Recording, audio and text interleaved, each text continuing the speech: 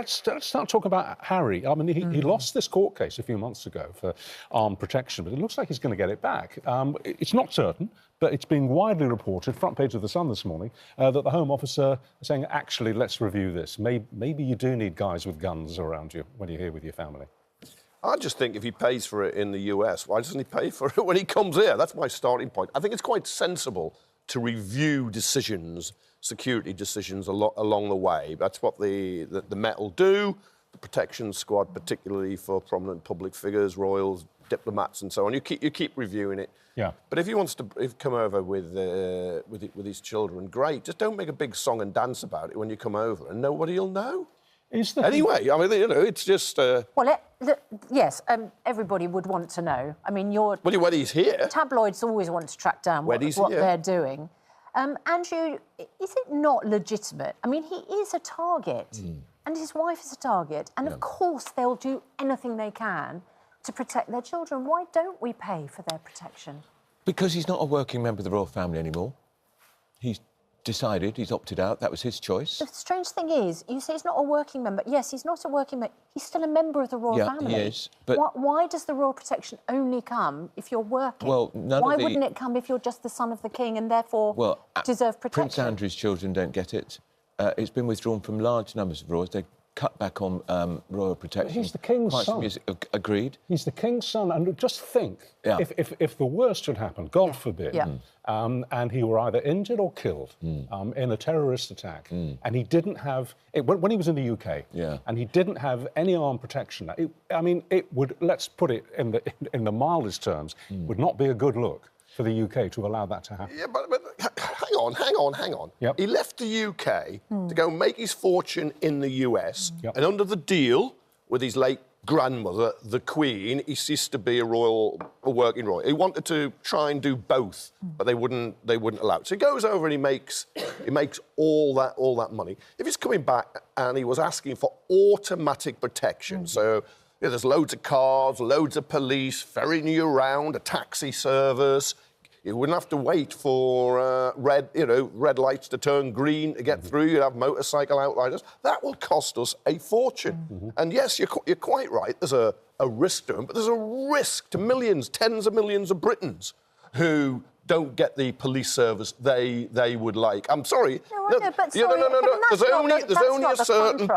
Yes, there is. Yes, it is. I'm more concerned about people on council estates than royal estates. OK. Well, in which case, I mean, the fact of the matter is you're a Republican. You would rather we didn't have a royal family. No. I would be doing this to almost any public figure who decides to go abroad, make their fortune, pay for protection when they're in the US, which has awash with guns, unlike the UK, and yet they then come here and they want us to put our hand in our pocket and pay for their security. I mean, look, I think you're making some very strong points there, I have to say. But would you stand by every word of that argument if the worst did happen? Would you look back and think, Right, if the worst happened, then the Metropolitan Police's security review and assessment has gone wrong.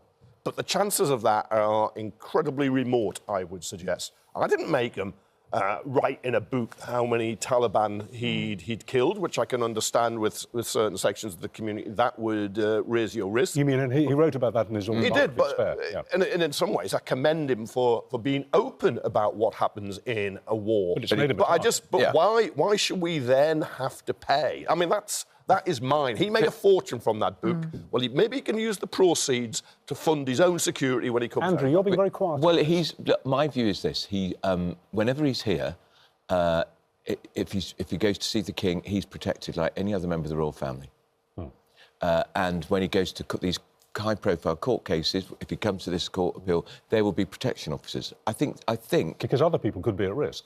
Exactly. So I think as and when he gets protection, what he's after is a guarantee, always he has it with all the outriders and all the paraphernalia. I think they do it on a case-by-case basis. Which is the right way. I have to say, speaking as a grandparent myself, as a grandfather myself, if Charles is missing seeing his grandchildren, why doesn't he get on a plane to California and go and see them? Well, Not very well.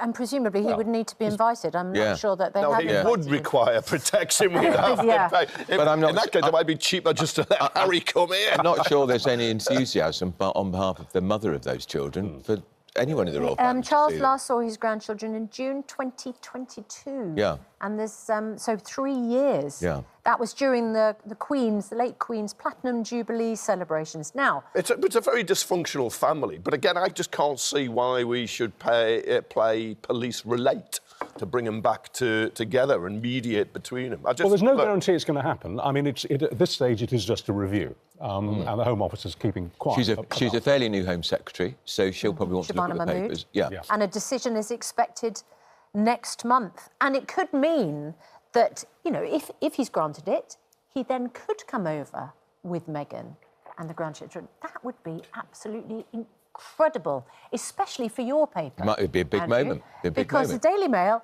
loves to report on Harry and Meghan. And this channel likes talking about them. Yes, absolutely right. Well, people are fascinated. They are. People are invested. What on earth is going on with Meghan's dad? So Thomas Markle is apparently in hospital. Yeah. In fact, we've seen pictures of him in the Philippines. In the Philippines. Yeah. And there is a reporter who works for the Mail and Mail on Sunday, Caroline Graham, who has a close relationship with Thomas Markle and therefore is able to report on what is happening. Meghan, however, we hear, sent an email to her father, but apparently that email address doesn't work anymore, although it didn't bounce back. And she is now reduced to ringing around hospitals in the Philippines asking where her father is. Now, surely, Andrew, your reporter could provide details of where her father is. I know for a fact that Thomas Markle's mobile telephone number hasn't changed for 10 years. Although we hear so why has Meghan not got her father's either number? Deleted or lost that number. Well, bully for her. Bully for her. If you wanted to get in touch with your father, who's lost half a leg, may be dying, I think you'd make a bit of an effort. Ringing around the hospitals, how many hospitals are there in the Philippines? We think she doth protest too much, as per usual.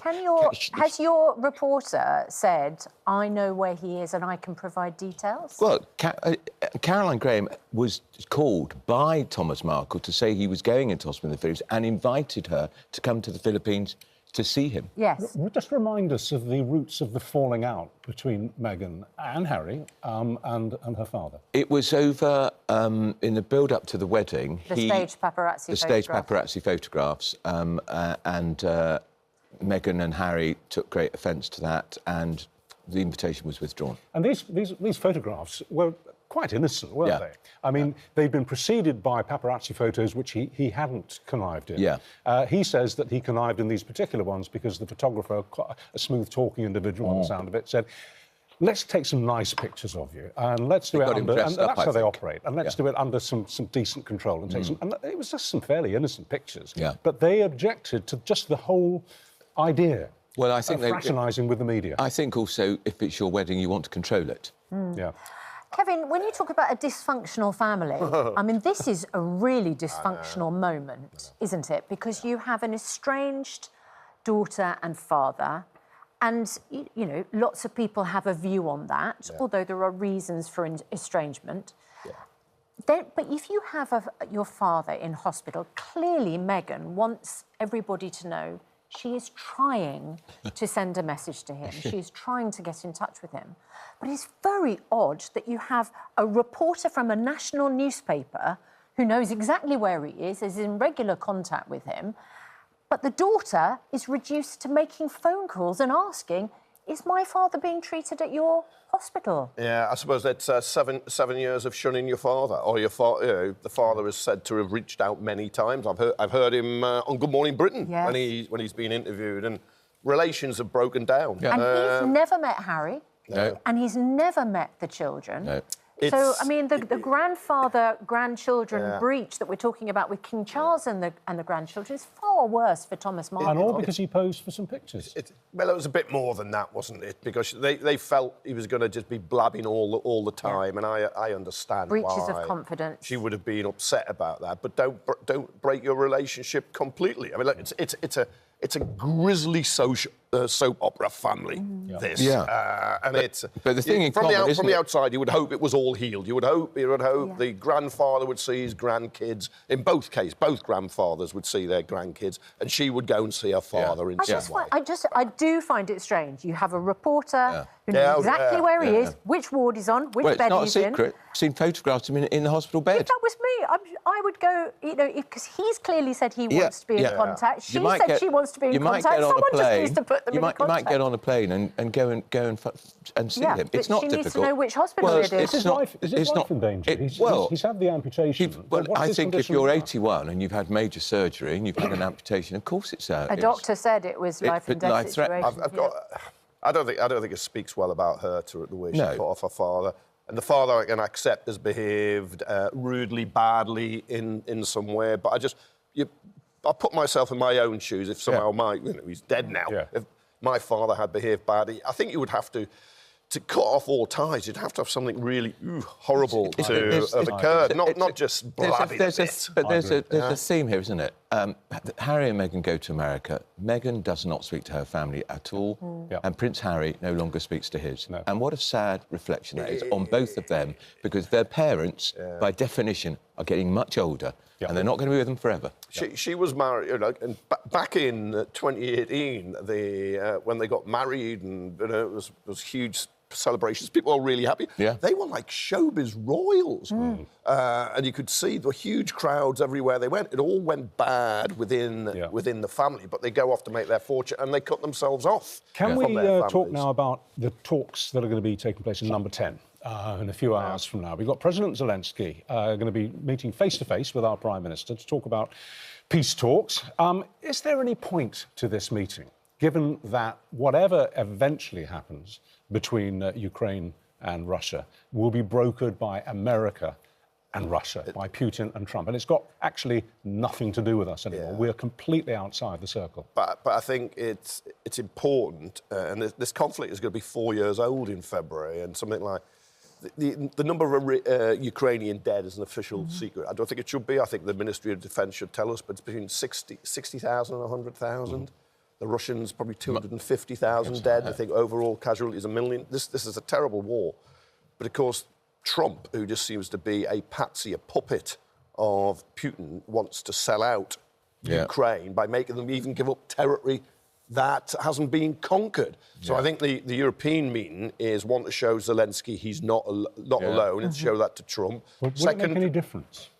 I think to some extent it can, because in the Trump and his family, because he's Donald Trump Jr. is weighing in, and then Markle Rubio, the Secretary of State, the Foreign Secretary there. There's lots of different opinions and views, and you want to show that Europe is still with Zelensky, so he's not alone. A coalition of the willing. It shores up Zelensky, doesn't it? Shows that he's got allies, because it's not just face-to-face talks with Keir Starmer, it's also Macron and the leader of Germany as well. And I think also it does matter. £22 billion of our money. I was about to say, already. It matters to Britain too, because we paid so much money. It started with Boris Johnson and it's carried on, and it's really important. We've been one of the most steadfast allies of Ukraine, and we should remain so. But will it alter any aspect of Trump's approach to this? Well, Trump thinks he ends all the wars. I said the other day he's ended 9 wars now, I've read. Including some that weren't wars. Yes, but, Egypt, some wars that hadn't broken out yet. Yeah, Egypt and Ethiopia, I think. We're up to 9 in Trump's book. Well, less war is better. I mean, this is... It's very good. Look, this is a remarkable fact. Russia is gaining territory in Ukraine at one of the fastest rates since the war began. This is according to new data, which comes today, the day of these talks at Downing Street. The Kremlin's army seized 200 square miles of territory last month, up from 100 square miles the previous month. This is not slowing down. So we definitely have an interest in saying, let's get this fixed. And Russia, Putin is prepared to throw troops into a meat grinder, which is why the casualties are so much higher, while Ukraine doesn't have, it's a smaller country, doesn't have the people to waste in that way, and then has to withdraw. But you're right, the Kremlin is slowly moving forward, which is why... But if America stops arming Ukraine, then then they're finished. Ukraine are in but terrible it is trouble. the central problem. I heard this stated quite succinctly by the Ukrainian foreign minister 2 days ago, that Putin doesn't want peace, he wants Ukraine. He does. And that's the fundamental problem It's with all the peace part talks. of his, he doesn't want peace. It's all part of his restoration of the old Soviet Union, and that's a key part of it. And he wants to go right into Kiev. But that's why the so-called US peace plan, which could have been written by Putin, well, it seems that it required. Actually, it seems as if it was translated from the original. Required Ukraine to give up territory that isn't yet conquered, to reduce halve its army, and then basically have no security guarantees from NATO and other countries. So set your watches for the next invasion. I know. I mean, you want this war to end. This is a very delicate moment, really. That's why these talks are important, I think, today. But Trump is always slagging off and attacking Zelensky. When it suits him. When it's not Putin. Sometimes he slags off. He's just so mercurial. He's so unpredictable, isn't he? Can we talk about this story on the front of the Daily Telegraph this morning? Because the headline that we just showed in our newspaper headlines, a little bit confusing and odd. Right-wingers branded a danger to children. Is that me? Well, shall we explain what this story is all about? No, it's not, actually. Yeah, exactly. This is, no, it's not. No. Unless you said things like this. Right, this is a former Royal Marine who is banned from working with children. I think he wants to coach his daughter's football team after he protested against illegal migrants. Concerns have intensified over the treatment of Jamie Michael. He is an Iraq war veteran. He's been barred from coaching his daughter's football team because he was charged originally, not convicted, with inciting racial hatred after describing some migrants as scumbags and psychopaths in a 12-minute video posted on Facebook following the Southport murders. He was cleared by a jury after just 17 minutes, but his local safeguarding board, which is responsible by law for protecting vulnerable children, say he is not suitable to work with youngsters. He's got 2 children of his own, but he's been... it's a child protection concern. Right. Yeah. Kevin, he wants to coach his daughter's football team, but in the wake of the awful murders in Southport, he did an outburst about migrants for which he was not held criminally liable. Yeah. Is he a threat to children? Right, I don't know. I don't know him. He might be a great bloke. He may not be a great bloke, but I'm just wary of these stories in the Telegraph now. I'm sorry, Telegraph's a great newspaper in many ways, but I remember its reporting of Alison Pearson, its own reporter, which turned out to be inaccurate on what the police were supposed to said to her. And, of course, then the police produced the body cams to show her version wasn't right. So I'm just OK, but wary. That was because she was visited by police because of a tweet that she had done. In which somebody complained to the police she was inciting racial violence because she'd tweeted a picture of some Pakistani or British Pakistanis meeting police officers in Manchester and claimed it was in London and it was to do with Gaza. And then she said the police came round and accused her of a non-crime here incident, which the body cams showed they didn't. OK, so she wasn't visited about incitement? No, she was. But their account, the Telegraph's account was so mangled, which is why I am a little wary of wading into this. This bloke is great, or this bloke isn't great. Meanwhile, he is suing for £25,000 for breaching his human rights. Oh, the world's gone mad. But if he's been cleared of any criminal wrongdoing, why on earth can't he? Why can't he? Safeguarding is a kind of civil test. Well, on whether you're suitable to teach other kids. Heat of the moment, after a monstrous attack in Southport, heat of the moment, and he didn't get any criminal sanction. Very quickly. I'm wary because I don't want to. Do him down, but it may be people are concerned how he'd behave to kids. All right, can we move... Sorry, I just want to... that is not the concern. The concern That'll be is his attitude. It'll be his attitude to the kids if it's a safeguarding issue with children. Okay. I'm not saying he's not going to physically do anything. I'm just saying it's the attitude. I'm not surprised he's suing, because it implies there's something wrong with him. Well, he was completely cleared. Yeah, and he was completely cleared. Can we move from the right to the left? Here's an opening paragraph for a Monday morning, front page of the Times. The influential think tank that ran Sir Keir Starmer's leadership campaign, this is Labour Together. Yeah. It used to be run by Morgan McSweeney. Pardon? It used to be run by Morgan McSweeney, good point, is now canvassing Labour Party members on candidates to replace him. They're actually giving them a list of names, all the usual suspects, Streeting, Rayner, etc., quite openly, and saying basically, who do you think is the right person to lead us into the next election? It is complete open season now on who will replace Keir Starmer. It is just like it's more than a straw in the wind, isn't it? Yeah, much more, Richard. It's just like in the dying days of the last Tory rabble. But, you know, they had been in power 12, 13 years and they were changing leader all the time. This is a government that's been in power 18 months with a huge majority. It's all people are talking about is when he goes and who replaces him. Is it going to be Wes Streeting on a ticket with Angela Rayner? Or is Angela Rayner run on her own? Andy Burnham, is he going to get a seat? I think the clock is ticking for Mr. Keir Starmer. He's a goner. Can I just say quickly, we've contacted Labour Together this morning, and they've told us, hands up, they've said, yeah, we are doing this, but we're not keeping it a secret from the Prime Minister. I'm sure that's a great comfort to him. Well, Labour Together is now run by my former editor at the Daily Mirror, Alison Phillips. I've not spoken to her about this. I didn't know that. I've no inside information on it. But it's kind of the key is whether you're advocating it or you're just trying to find out what people's views are. But the clear look is Labour Together, which was established really as a Keir Starmer vehicle to get him into number 10, is now looking to its future without Keir Starmer. That's what from the outside, that's what I'd say that was all about. He can't do it. He's dull. His poll ratings are diabolical, and they know these local elections are going to be catastrophic. And there's some saying, should we get rid of him now to at least give Labour a chance of winning back Scotland? There's not many people. There's a few say that. Yeah. No, we don't. I mean, but it's unlikely if it does happen. It's unlikely to happen until after. I think it'll be after May, and then we'll have a new Prime Minister in the summer. I think a lot of people, fairly or unfairly, have made up their minds about him. They think he's a dud. Do you think he's a dud? It's going to be very difficult for him to turn it round. Do you think he's a dud? So then what the Labour Party and the Labour government, I'll come to that in a moment, has to do is think we have a better chance for somebody else.